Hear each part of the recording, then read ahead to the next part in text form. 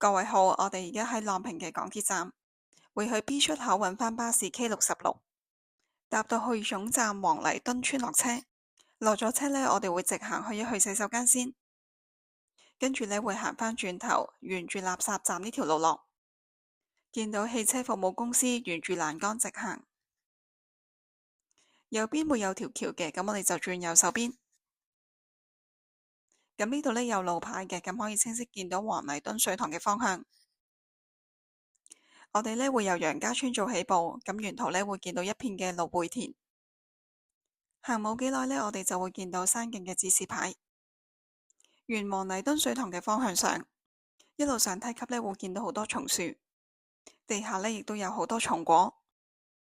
好快呢就見到電塔啦。上少少呢會有凳可以休息。繼續呢有官方嘅牌引路。呢條路線嘅水土流失情況呢都非常之嚴重，咁就拉起咗危險嘅警告牌。繼續直行呢會見到一支好破舊、好污糟嘅標高柱。沿右手邊落去，我哋可以清晰見到水壩，但係天氣比較乾燥，所以呢就冇乜流水。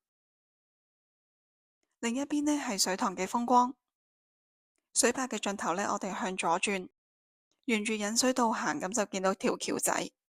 過咗條橋仔之後呢，就會見到一個官方嘅牌，上面寫住呢就係關於呢度樹木嘅種植呢，就係由賽馬會慈善信託基金贊助嘅。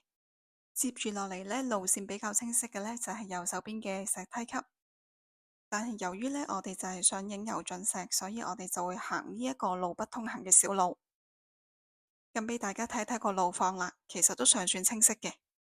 隨後嘅路段呢，雖然啲樹呢係生得比較高，但係條路呢都係仲見到嘅。行大概幾分鐘呢，我哋就會見到呢個小小嘅瀑布，水呢係非常之清澈嘅。咁接住落嚟呢個牌呢，都係講關於植樹嘅，咁就係政府嘅新聞處處長呢，就喺2009年嘅時候呢，就喺度植樹300棵。咁之後呢，我哋見到有行山人士呢喺度標記嘅絲帶。如果想影游準石嘅話呢，就喺呢度轉右手邊。但係呢，我就想行前少少呢去影一個峽谷仔先。咁而家呢，鏡頭所見到嘅呢，就係我所指嘅峽谷啦。咁影完呢，我哋就返返啱啱絲帶嘅位置。咁個路況呢，就係有少少落山，我哋會過對面嘅山頭嘅。咁除咗絲帶引路之外呢，喺個地圖上面呢，我哋都係可以揾得到呢條路線嘅。右手邊呢，就係個斜坡，咁我哋呢要靠左行，落到去呢，係一條小小嘅溪澗。咁手腳並用之下呢，就過咗對面。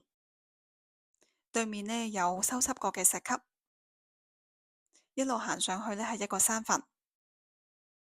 咁鏡頭呢，就避開咗山墳嘅，跟住呢，我哋就會見到游準石啦。咁我自己覺得呢，就唔係話非常似嘅。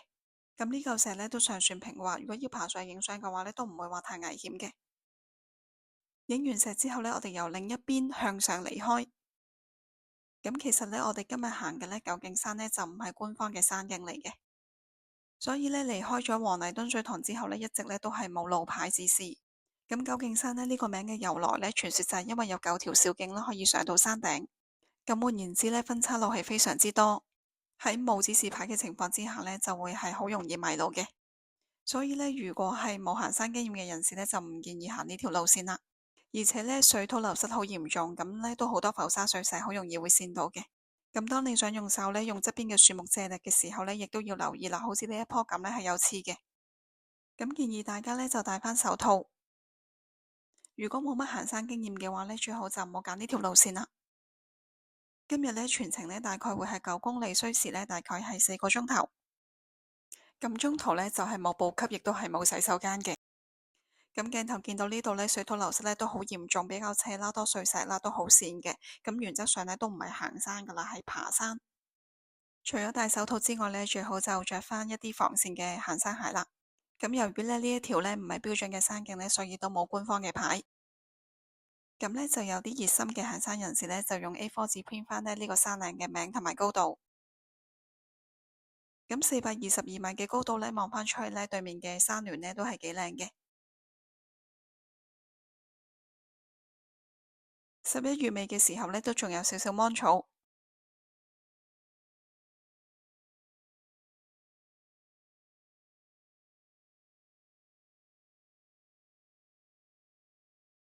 企喺呢個位置呢，望出去可以見到好出名嘅千島湖。不過呢，今日天色就麻麻地。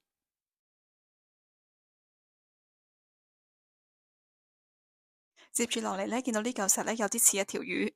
咁呢部分開始呢，就會變返石屎路。行咗大概3個鐘呢，我哋會見到直升機嘅停機坪。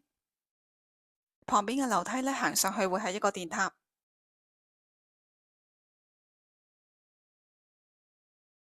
另一邊嘅樓梯落呢，會見到山火瞭望台。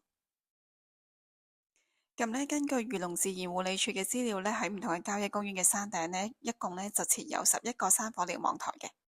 咁屯門呢一個呢，就已經係廢棄咗㗎喇。接住落嚟呢，就係天梯，換言之呢，即係好多級樓梯。經過咗天梯之後呢，會見到東升亭，呢度呢會出現返官方嘅牌。十字路口呢，向右邊落或者直上呢，都係虎地郊遊徑。而我哋呢，就選擇左邊呢條小路落，路況呢，就會係呢一啲泥路，旁邊呢會有一啲流水溪澗，行大概15至20分鐘呢，會返回石屎路，有一啲呢休息嘅涼亭，都幾適合街坊呢喺度做晨運。